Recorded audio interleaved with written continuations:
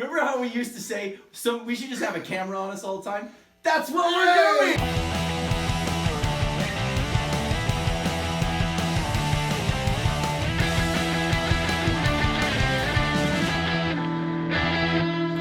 Welcome back, sports fans, to week 13 of the 2022 NFL season of The Loop Power Rankings, brought to you by 36 Pitch Productions from the NoHo Arts District Studios in Southern California's beautiful San Fernando Valley. I'm Brian Bird. And I'm Matt Vega. It's been a while since we've checked in with our little league and given you our unsolicited opinions and commentary, but fear not, because alas, we are here to tell you what already happened and what to think about it all. I don't read them before I read them. We stand at week 14, staring at week 14, our final week of regular season matchups. A few teams have earned their playoff berth, and a few have their spot in the losers bracket all ready for the next week. Then, there are the few teams on that bubble in the thick of playoff purgatory. Where are we? Purgatory. Week 14 will be the deciding fate of at least 4 teams. That's almost a whole hand, people. So let's not waste any more time and make like Baker Mayfield this past Tuesday night as he arrived in the sleepy little town of Los Angeles, California, 10 minutes before game time with his jersey and pads already on, staring down the barrel of an 800-page Sean McVay playbook, and dive in. Matt! First of all, while we have your attention, Yeah. I wanted to reference the losers bracket is indeed playing for first overall pick next season, which means we should expect everyone coming back this season, I think. If we lose 1 or 2, sorry. But we'll figure that out. So I think we're going to do keepers this year also. So we're just making that announcement for next season. Playing for first overall pick in the losers bracket, doing keepers next season. This just in, folks. We're playing keepers next season. Okay? And we're still good to the thing. Yeah, the thing. Yeah. Yeah, so stock up, end of the season. Look toward next season, too. Make sure your collar's pushed down. Thank you very That's much. right. We look All right. right, baby doll. Let's go get it. All right, now, in addition to that, we'll be changing the format ever so slightly this week and starting from the bottom of our power rankings first. First go out the participation trophies. Number 12, Daniel Manchet. Number 12 at 3 and 10. And number 11, New Braunfels House of Pain. Jump around at 3 and 10 also. Number 10 was Pick 6 Sucker 4 and 9. And number 9, Jonathan Taylor Thomas again at 4 and 9. All of you have failed to achieve this season and have exactly a 0% chance of making the postseason. Thus, you have already secured your spots for the consolation bracket and battling to have the first overall pick next draft. Dane had high hopes to start the season with 5th place ranking on draft day, according to ESPN, but his team failed to ever win more than 2 games in a row, or get 2 games in a row. Feels like the season ended just a little too soon for New Braunfels, as the rookies finally seem to grasp the concept of fantasy football late in the year, convinced they're going to be a problem next season, and coming right back up because I lost my place. Yep. Barry's Pick 6 Sucker was a bit of a letdown after dominating opponents most of last year and into the playoffs. Several seemingly savvy roster moves just never quite panned out, though, and he denied my trade request. Boo! So, eat a bag of dicks, Barry. And then there's Eric's Jonathan Taylor Thomas team. The first overall pick in the draft this season, Eric went from solid-looking team to league whipping post to not the worst team in the league. So keep after it, Eric, because we're rooting for you, but not really. Dude, I'm sorry, Eric. Man, that guy's been taking an ass kicking for fucking 24 months. I'm telling you. It was looking good for you. I'm sorry it didn't work out. All right, ladies and gentlemen, a league of their own. Of her own. Of her own.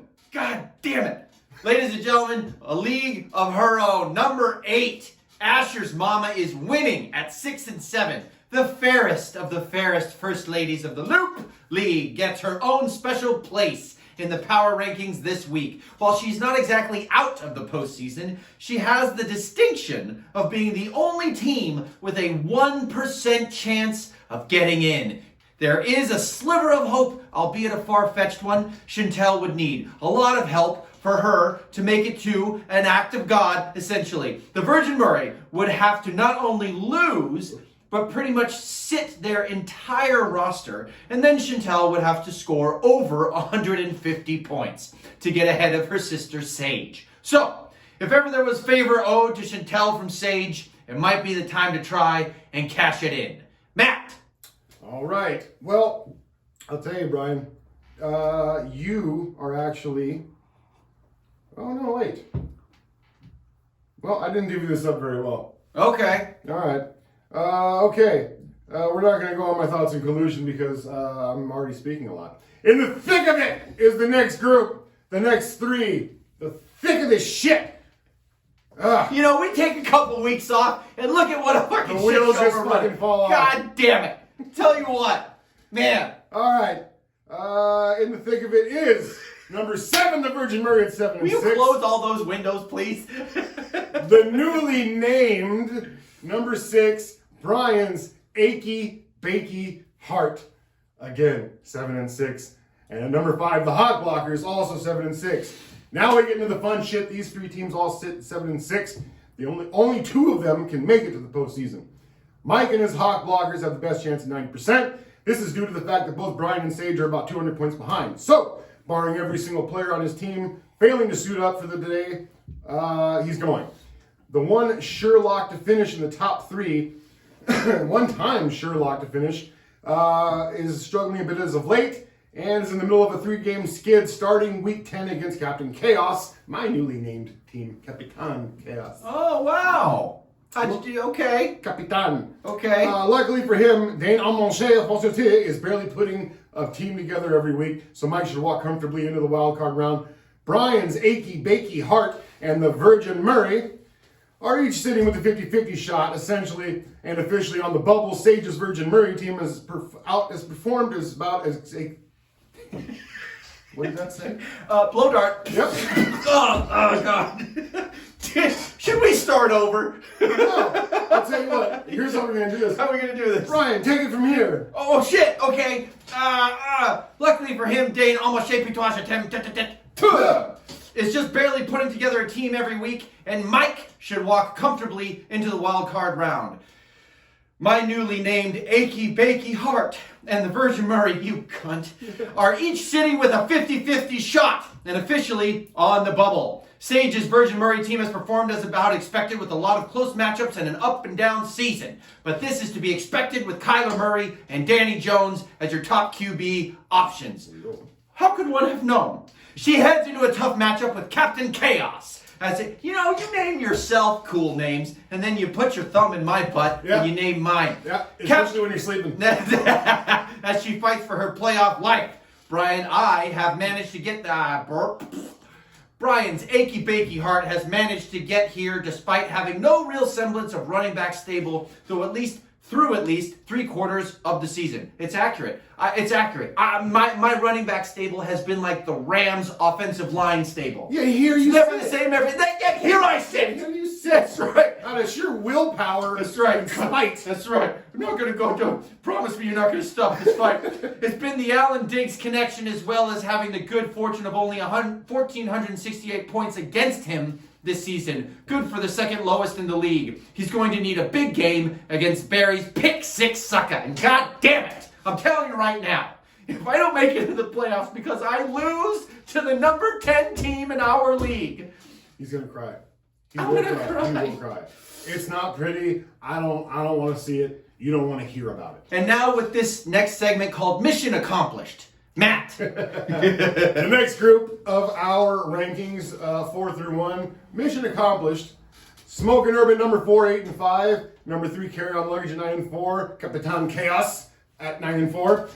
Number 1, the Cuppets at 11 and 2. And finally, the top of the order, the playoff bound, mission accomplished. James's Smoking Herb team has had a hell of a time locking down a playoff spot.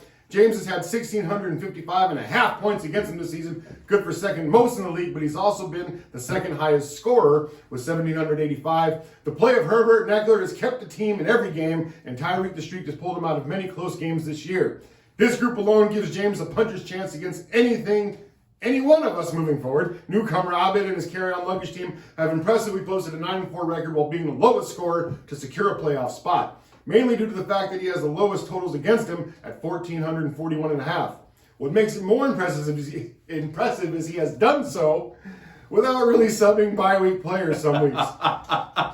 Somehow this guy's got fucking all the luck. Get your ass to Vegas, Hobby. He's done so behind the emergence of Jalen Hurts and Tua Tagovailoa into elite status. With Mooney and Goddard recently added to IR, it'll be interesting to see how far Abed's supporting cast can carry him through the playoffs.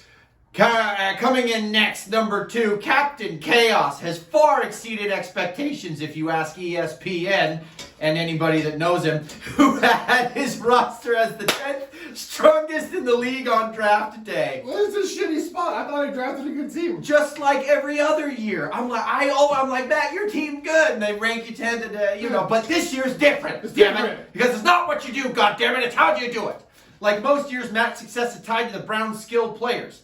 Unlike most years, the Browns have produced the top 10 offense this season, allowing Matt to be the highest scorer in the league. That, along with the steady play of Captain Ketchup, Pat Hines McRed Sauce, and having 2 top 5 rushers, and the emergence of rookie Kenneth Walker III with his Yale tie, should help cover the inconsistent receiver play through the playoffs. And finally, our fearless power rankings leader through the majority of the regular season, Clint Big Papa Pump, holla, if you hear me, show me those puppies. Power rankings leader has his Cupettes at the top, earning a first-round bye. Clint was on an absolute fire to start the season, regularly scoring over 150 and flirting with scores of 200.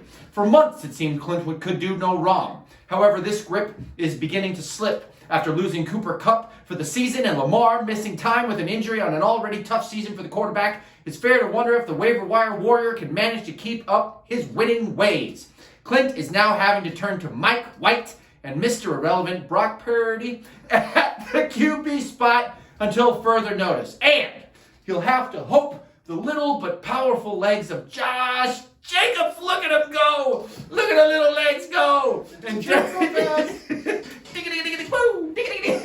and Devin Singletary can carry this team to a championship. And how about that Brock Purdy? How about that Brock Purdy? Let's talk about Brock Purdy for a second. Let me tell you a little something. Guy gets to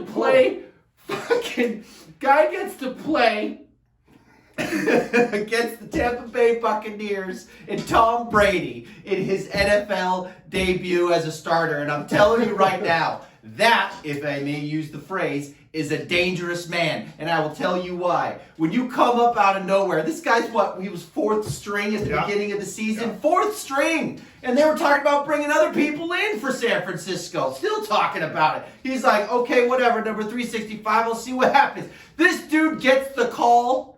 And I'm telling you, when you get into that underdog mentality, you're like, I'm going to punch this motherfucker in the mouth. I'm going to beat this dude's ass. That's what I hear he has. Yeah. Is that mentality where he's already yelling at veterans and telling people where the fuck to line up and to shut their goddamn mouths in the huddle. Yeah. You gotta love a fucking guy who's undrafted, shows up on your team, and just says, hey, shut the fuck up, I'm talking. And if you're in a situation where your 2-time Super Bowl quarterback has gone down just before the playoffs, because that's what he is. That's what he does. Jimmy Garoppolo, that's what he is.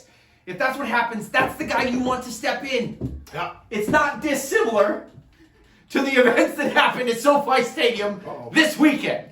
Ladies and gentlemen, I'm sure you all saw it, but I'd like to say something really quick. Yeah, let's say. Okay. I doubt it's going to be quick. I have to tell you that I believe that what this started as was the Rams cutting open the proverbial tauntaun of Baker Mayfield so they could sleep inside and keep warm through a freezing evening. Think about it. They did this to use Baker Mayfield as a human shield to protect the rest of their quarterback assets because 100%. They don't have a line. 100%. So they brought a guy in. He's used to getting the shit kicked out of him. He knows how to run for his life. He'll be fine. That's right. And if you're Baker Mayfield, this is your brand. Yes, I will show up. Yes, I will save the day. Give me the shittiest team. I'll take him to the fucking playoffs. Let's see what happens. That's what he did in Cleveland.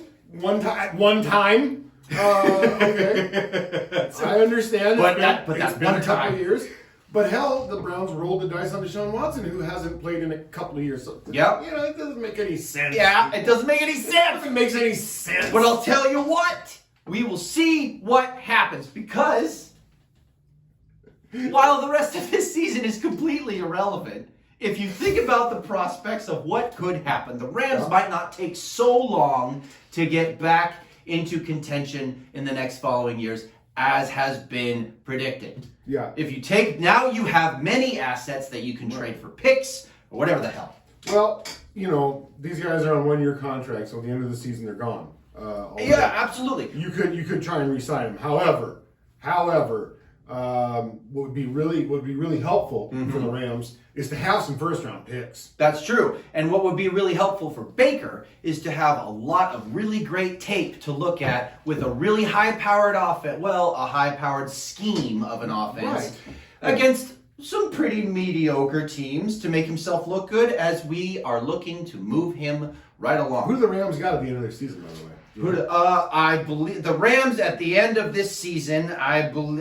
You know what? I know they play the Chargers once. I know that they have. He knows how to play them and put a lot of points. Yeah, I don't know, man. You know what? I had it off the top of my head, but I don't have it there anymore. I was gonna look for it, but that's not even. Let's not. But you know what, ladies and gentlemen? Thank you for joining us. Thank you. After 3 weeks of us doing, you know what? It's none of your business, ladies and gentlemen. Thank you for joining us for this week 13. 2022 Loop Playoff Review. No. Regular season wrap up. We're going to do this again. Ladies and gentlemen, thank you for joining us after all of this time for the Week 13 2022 NFL season of the Loop Power Rankings. As the season comes to an end, brought to you by 36 Pitch Productions from the NoHo Arts District Studios in Southern California's beautiful San Fernando Valley. I'm Brian Birds. Still Matt Vega. Ladies and gentlemen, take care of yourselves, be kind to each other, embrace the upcoming holiday season, drive safe, give someone a kiss, love the people that love you and take care of you. Get consent first. That's right. And we'll see you next time. Don't forget to set your rosters.